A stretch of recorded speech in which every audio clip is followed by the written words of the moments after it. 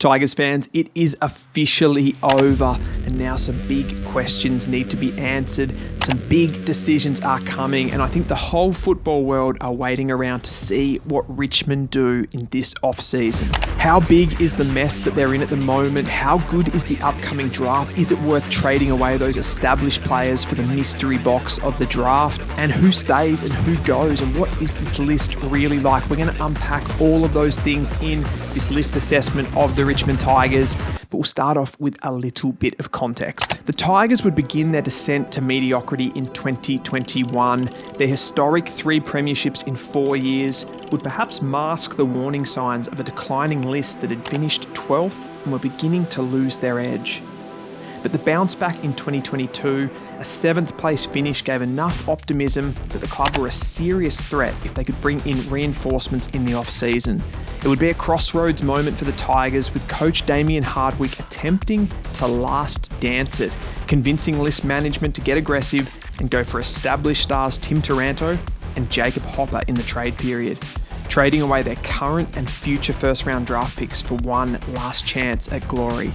But by mid-season 2023, the plan was in tatters. Hanging in 14th position on the ladder, Damien Hardwick walked out, and the Tigers were left to pick up the pieces and try to strategise their way out of the mess. Veterans Trent Cotchin and Jack Riewoldt retired at season's end, and new coach Adam Uze was appointed to lead the club forward. We arrived to the current point where the Tigers reside in last position on the table, with very little young talent and the looming Tasmanian team on the horizon. So this little digression sort of paints a picture of the last few years, but it also tells us some of the deeper seated kind of cultural issues that have been kind of simmering away under the seams at this club. And it's probably a bit of a look into why some of those players are now requesting trades, and there's a little bit of disharmony overall. And we'll talk about that stuff when we get into the draft and the trade news. But first of all, I do want to touch on the 2024 season, which has been a really difficult watch for Richmond fans, obviously, but also for neutrals as well. It's really hard unpacking this game plan, to be honest, of what Richmond are trying to do in 2024, because there has just been so many injuries, and we can't really talk game plan without acknowledging the injuries. Richmond have trialled 42 of a possible 46 players in the senior team at any given point this season. That's a staggering number. Only Campbell Gray, Liam Fawcett, Matt Kalina and Oliver Hayes-Brown have not debuted in this Richmond team this season.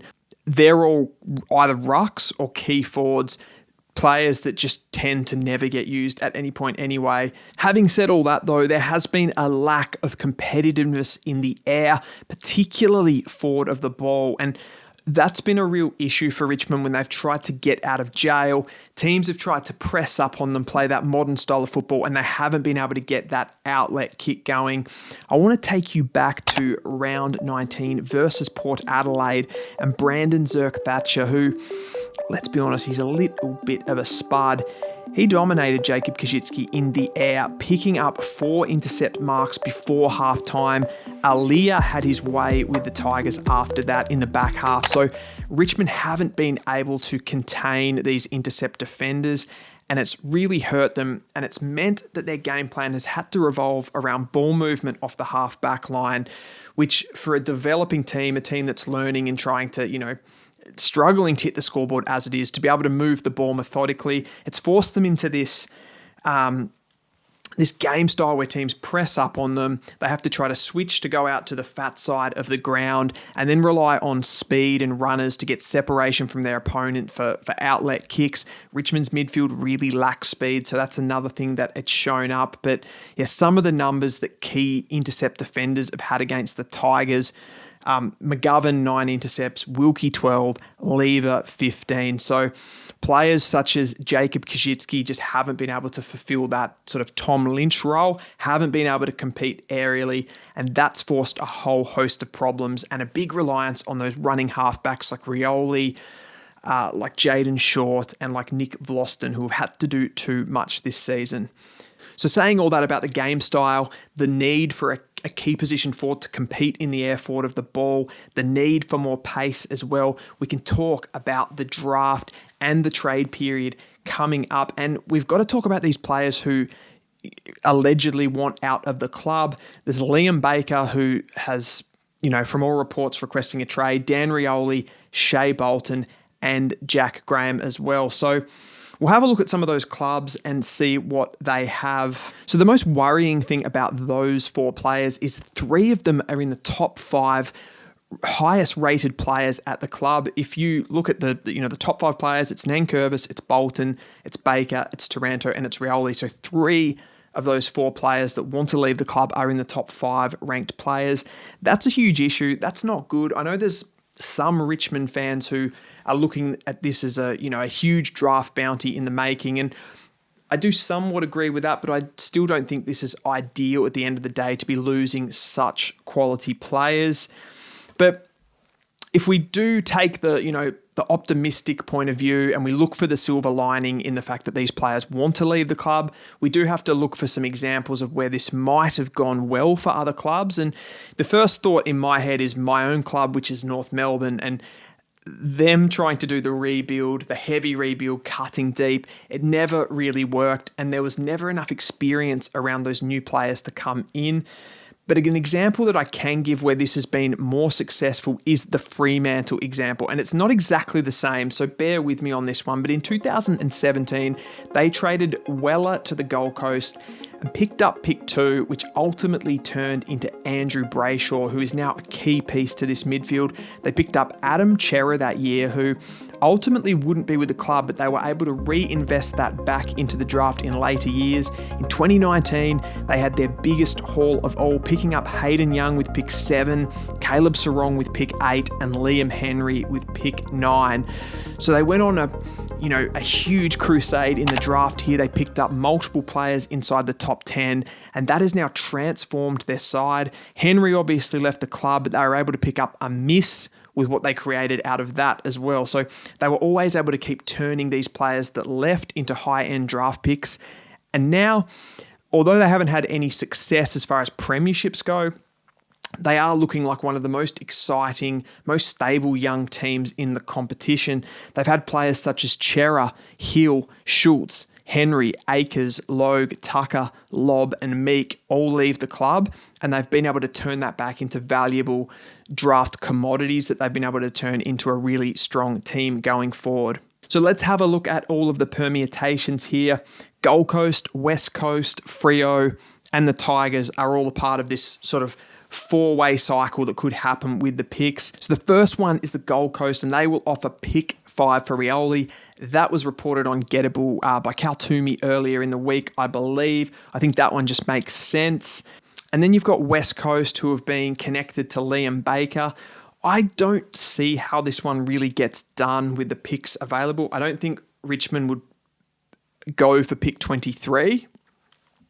And I don't think West Coast would be wanting to offload any of the higher picks. So I think Freo are more likely here again. And what I can see happening here is Freo just offering up pick 9, pick 10, pick 17, and pick 26 for Liam Baker and Shai Bolton and pick 30. So you go 3 picks for 3 picks.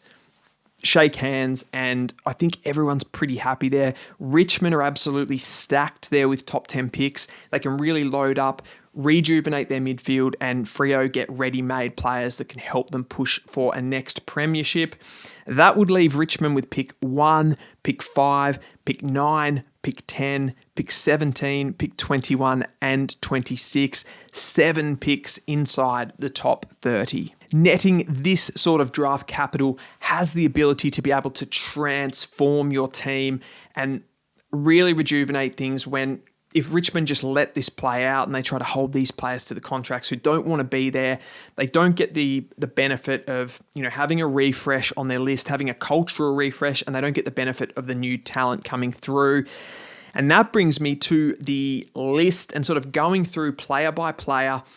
Here we can see what the best 22 is going forward for the 2025 season. Plus, we can look where we need to add in these draft picks. And as we go through each line, I'll be able to add in the draft picks that Richmond have. So we'll start with the key defenders.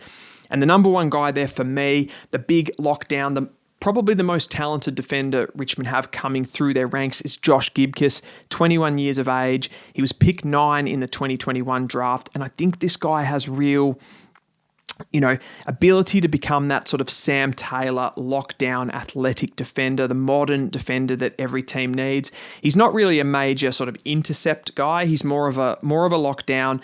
And I think with the balance of who else we have in this team, Josh Gibcus just really works there. Noah Bolter is the next one who I want to settle into a defensive position. I know he gets thrown all over the place. He's sort of the ultimate swingman. He's 25 now. He can be that taller defender that has the ability to intercept. He has the ability to lock down. He's strong in the contest, but he still moves pretty well. And I think that's a real priority for me anyway with the defense, that it's still quite mobile as well as being able to have the capability of locking down. So Bolter and Gibcus, I think as your two big key defenders, is a really nice balance of that sort of wiry Gibcus and the more strength of Bolter, I think. So I like Bolter's contested marking. The other one is Nathan Broad, who's more of your sort of third tall, your medium type player.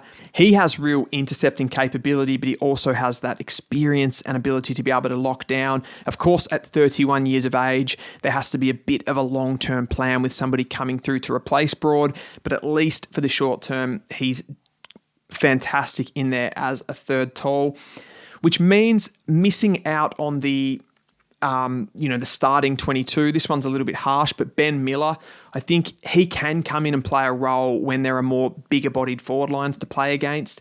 But he can, play between the VFL and the AFL team. Of course, there's always injuries. He'll be able to come in. He's had a fantastic season, done a job in a really hard time for Richmond. 19 games this season, and he's been really good as a one-on-one defender, only losing 17% of his one-on-ones, but probably does struggle a little bit when the opponents get really tricky, and he doesn't intercept the footy at all. So he's not really your modern-day player, and he's not as athletic as, say, a Gibcus. The other one is Jacob Blight, the mid-season draftee. He's played some really good football in the VFL, had some games with 30 to 35 touches, distributes the ball really well and has that intercept capability. So I think he's one that will push for that best 22 in 2025, but probably just needs a little bit more time to settle at the club and get going. I think a pre-season will do him really well. Jacob Bauer, I might have him down with the forwards a bit later on. I've loved his work in the forward line in the game that he played, I think it was last week. Tyler Young, he's going to be coming back from that ASCL that he did in round 9. You can see from these key defenders at Richmond that they're actually really strong in this position. So Tyler Young, he'll be working his way back from that ACL, and wish him well. But yeah, he was having really good form as well up until that. And then Dylan Grimes there, the champion, has retired, so he'll be being moved on and replaced as well. But I don't think the key defenders is an area that we really have to go into the draft, especially with a high-end pick. So we move on to the small defenders, and these guys have been really important in Richmond's 2024 season. A big reliance has been placed on Rioli, Short and Vloston, as I said, to kind of combat the fact that they haven't had a long option. These guys have had to really move the ball well off the half-back line. With Rioli's outgoing, I've got Vloston in here. I think he's an absolutely elite player. He's the most closest to an elite player in this back line, 30 years of age. He's the best medium interceptor, 2.6 intercepts. He is the human shield for Richmond. He's number 1 for rebound 50s, 6 per game, 20 disposals, 403 metres gained. I was a bit surprised by that. I didn't know he was so good, or such a big part of the ball movement for Richmond. And his disposal efficiency is 84%. So this guy is such a threat from the back half. Jaden Short, he's the number 1 player for metres gained. He's sort of that middle guy. If you see the smalls as being Vloston the deepest, then Jaden Short, and then Rioli's the most forward of centre. He has the most score involvements out of those running defenders. Jaden Short, 77% kicking efficiency, which kind of shows that he plays higher up the ground, and he has more uncontested possessions than Vloston. He receives 8.4 handballs compared to Vloston's 3.8. So again, you can see the roles there in that defensive 50 with Vloston sort of feeding Jaden Short, who runs it out of the back line. And the last one that I've got there is Tom Brown, who is a little bit oversized and lacks the mobility of, say, a Dan Rioli as that last small, but I think he's such a good ball user off the half back line that you can sort of use him as a bit of a hybrid intercepting, almost running type defender.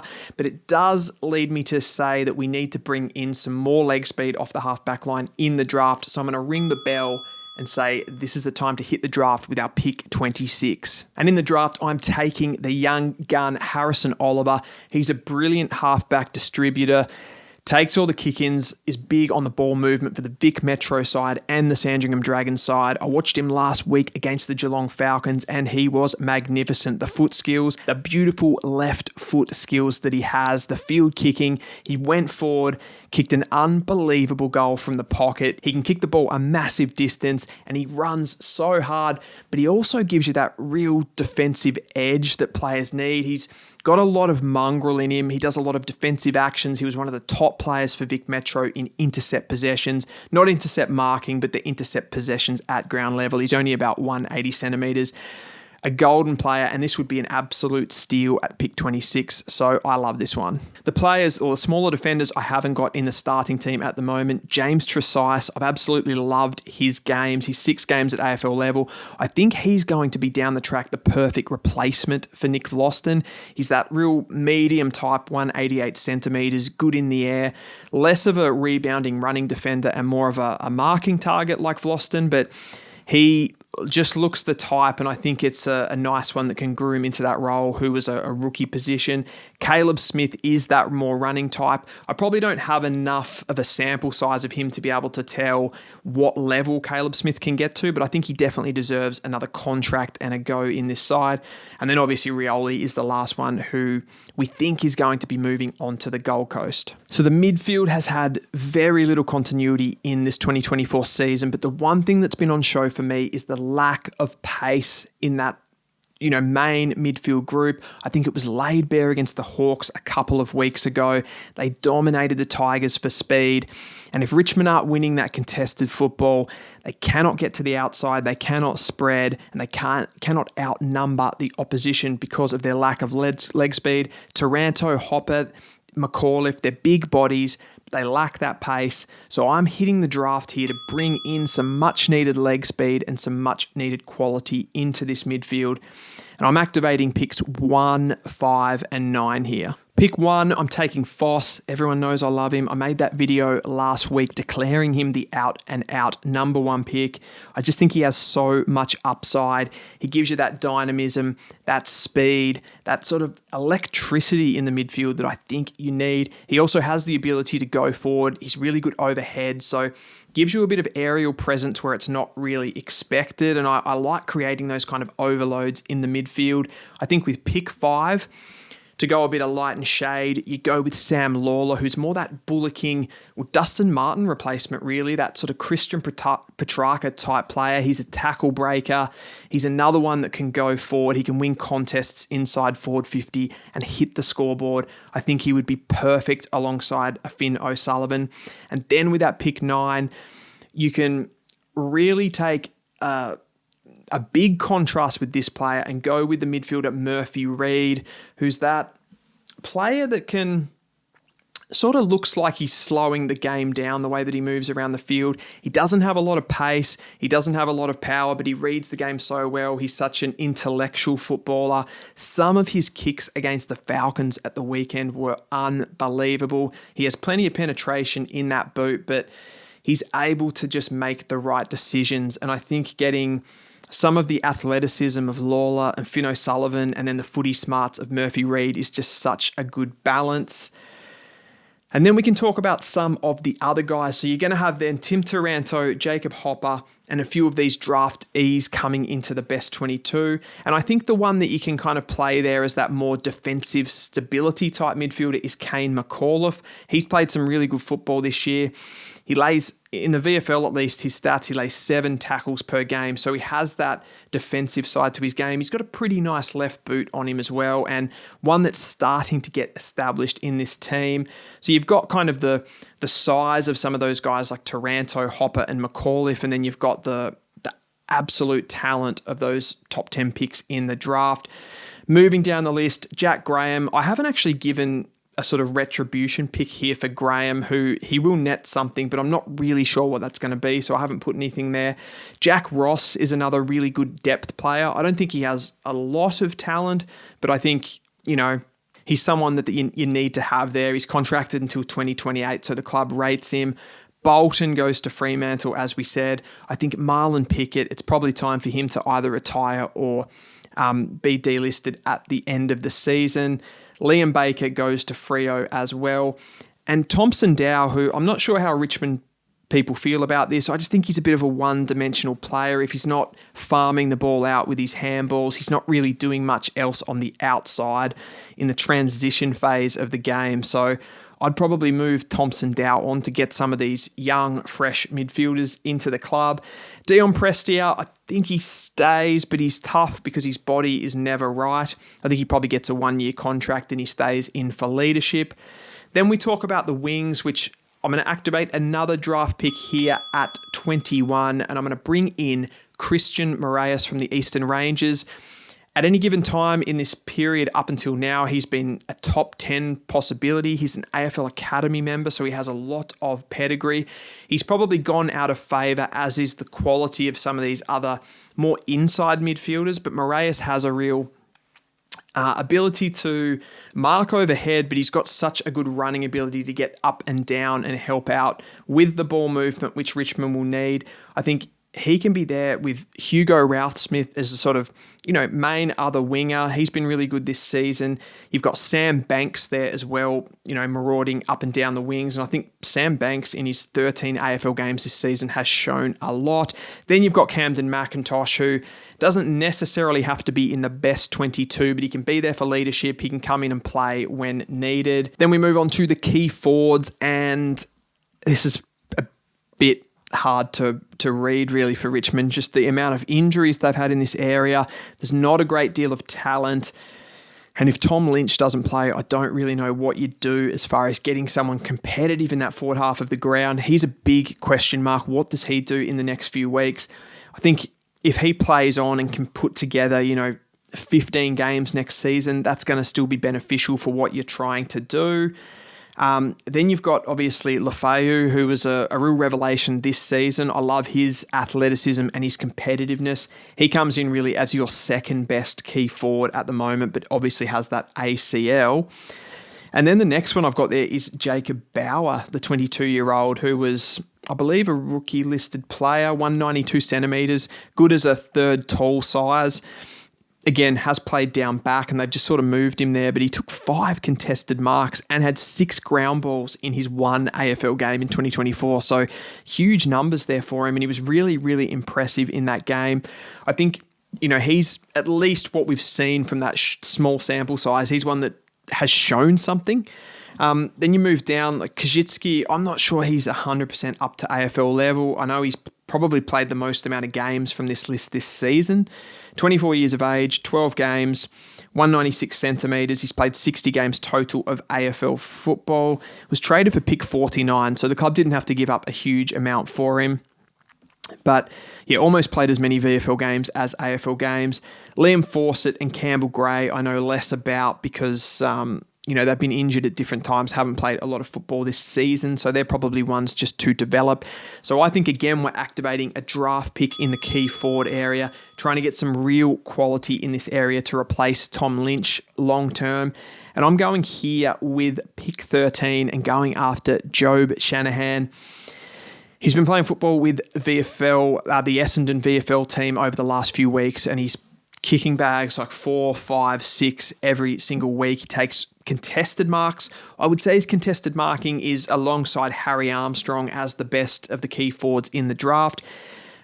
He's very athletic, gets up the ground, and one thing that I noticed in his national championships was his ability to affect the game when he wasn't hitting the scoreboard. He was able to, he's got his foot skills around the ground are really good to set up teammates as well. So the other option would be Harry Armstrong, who most probably see at this point above Job, and maybe one that'll creep into the top 10. So I think Shanahan's I think he's, like, to be honest, I can't really split those two. So I like Shanahan here with pick 13, and I'm backing that one in. And he just gives you that quality that you don't have at the moment. And you know that Tom Lynch isn't going to play a lot of football going forward. So he's great, which brings us on to the small forwards. And there's a lot of small forwards on this list, but again, the quality is the issue because you haven't been able to hit that high end of the draft.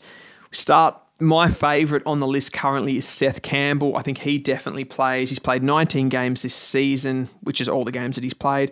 182 centimetres, 10 goals, 3.8 score involvements. He can run. He brings energy. He brings enthusiasm into the team. Reminds me a little bit of like a Dylan Moore type player. Just does a little bit of everything. Just a good footballer type. He's actually only contracted until the end of this season, so I assume he will get a new contract. I see him as the pick of these smaller type forwards and really exemplifies that worker bee half forward that needs to get up to contest and impact the game in more ways than one. The second obvious starter there is Ryan Mansell, 24 years of age, 180 centimetres. He's played 19 games this season as well, so being one of the more consistent players. 20 goals for Richmond this season, which is number 2 overall, and 4 score involvements per game. So he's been really good. He's really clever around goal. And for someone that was picked up in the preseason draft, looks to have a lot more quality in his game than that suggests. You go down to the next one, which is harder for me to pick who the third one is going to be. I think it's a coin flip out of Judson Clark and Maurice Rioli. I think both of those players have shown quite a lot. They're both higher end draft picks, with Rioli being picked up as number 20 and Judson Clark number 30. So a little bit more pedigree than some of the other ones, but they haven't really been able to establish themselves in this side, albeit Judson Clark was getting to that point before the ACL, another really unfortunate one there. But what I'm going to do here is, again, activate one of the draft picks. I'm going to go with, I'll call him the second best small forward in this draft because I think Isaac Kako is leading the way, but I absolutely love this guy, and I just feel with some of those small forwards, you can get them at an absolute steal for how good they are at football. So I'm activating Joe Berry here with pick 17. He's the electrifying small forward, buzzing around for Vic Country and the Murray Bushrangers. He's just kicked bags all season. He can go into the midfield. He's a really nice size, just over 180 centimetres, but what stands out with him is his productivity, just the amount of times that he can find the football, his size, his running ability to get up and down the ground, help out on transition, and then he's so dangerous when the ball just hits the ground inside forward 50. And I think if you look at the current Richmond players, you've got plenty of those worker bee types as we move down the list, but you don't really have that star small forward ahead of the ball. So I think this one makes sense for Richmond. Again, I preface that on saying that they're getting these midfielders in the top 10. If they can pick off plenty of midfielders, midfield quality in that top end, then you can take a pick like Berry. But I think he's potentially one of the best players in this draft. I absolutely love him. Another one is Jasper Alger that you could fall back on with a bit of a later pick, but I think Berry would be the one that you'd really want to get. So moving down the list, I think probably players that are going to be playing VFL footy are Matt Coulthard. He's played 15 VFL games at 11 disposals per game, a mid-season draft pickup in 2022. Noah Cumberland just can't seem to establish himself. He's played 9 VFL games, averaging 13 disposals. He's played pretty good at that level, but he makes a lot of errors, makes a lot of mistakes, and you probably just can't rely on him at the moment. Dustin Martin, the Richmond champion, obviously retires. Steely Green, who's another player that's played games, 6 AFL games. He's out for the rest of the season with an ankle, so I've seen him a little bit. I like his pressure. Again, he's not really a ball-playing small forward. He's more of a pressure guy. Tyler Sonsi can't get himself, locked into this team. 14 AFL games, 4 VFL games where he's performed really well. He's certainly a potential, but I haven't got him ahead of the other guys at this point. And then you've got, your Liam Bakers who play forward, your Shai Boltons who we've talked about who are going to leave. So that leaves us with the Rucks. And the Rucks are a little bit interesting. The retirement announced this week of Sam Naismith. Nankervis is obviously the number one guy there. And then really, after that, we haven't seen a lot of these guys. You've got Oliver Hayes-Brown, who hasn't really played any footy. Matt Kalina hasn't played any footy, but I'm intrigued with him just given the height. I think he's around 211 centimetres perhaps. So that's interesting. Samson Ryan is obviously the backup at the moment. I think while Nankervis is still playing pretty good football, you don't really need to play Samson Ryan. I know he can play forward. He's played 8 games at senior football level, 7 VFL games this season, 24 hitouts and 1.7 goals at VFL. So he's doing well at that level, but we'll need more from him going forward. I think you just play Toby Nankervis at the moment. I don't think there's any need to invest in high-end draft picks. There's obviously Alex Dodson, who sits there as a really high-end ruckman. Unless you'd want to play a really specific game style, I don't think you'd be going for that at this stage, or Richmond really need to speculate on that. So I think that's all we really talk about with the rucks. I'll just recap the retirees that I've listed there. You've got Martin, Grimes, Naismith. They're definites. I think Marlon Pickett, I think you might see a retirement from him in the coming weeks. Prestia, I've just got there as a question mark. I think he'll play on next season, but just potential with his body issues. Trades, Bolton, Rioli, Graham, Baker. I didn't really address the Graham compensation because I don't really know what that's going to be. And then delistings there that I've got Thompson, Dow at the moment. But with the retirees and the trades, Richmond open up plenty of list spots. As we know, you need to move on or delist at least 3 players and be able to pick up 3 new players from the draft each year. So that is a rule that continues, and that's sort of what makes teams have to put into these delistings. Richmond have plenty of outgoings as it is, so they should be able to free up plenty of list spots. In total, that is 10 players who will exit the club that we've got here. That gives you 10 fresh list spots to go for all of those draftees. Bring in new faces, but of course, it's all about who you take with these drafts. These list managers need to get this 100% right. I'll go through the draft picks that I've listed. So it's pick 1, Finn O'Sullivan, pick 5, Sam Lawler, pick 9, Murphy Reid, pick 10, Job Shanahan, pick 17, Joe Berry, pick 21, Christian Moraes, and pick 26, Harrison Oliver are the players that I've got to rejuvenate, to regenerate this Richmond team and to get them back up the top of the ladder. The last thing I'll show here is the best 22, just so you can see it holistically there, just the entire team going into the 2025 season, or at least as I see it. I'm sure everyone's got varying, differences in how they would set up this team. I think with Richmond, there's a lot more speculating because there isn't really a set team at the moment with so many outgoings, so many incomings. There hasn't been really an established lineup at the moment outside a few players. That is a wrap for this video. I'm absolutely knackered. That was a long one. Let me know what you think down in the comments. Do you think everything that, what I've said about Richmond going forward, do they have to make these trades? Can they hold some of these players to contracts? What should they do? Is the draft capital that they're able to bring in going to be able to help them? And, what do you think they need? Do you agree, disagree? Let me know in the comments, and I'll see you next time.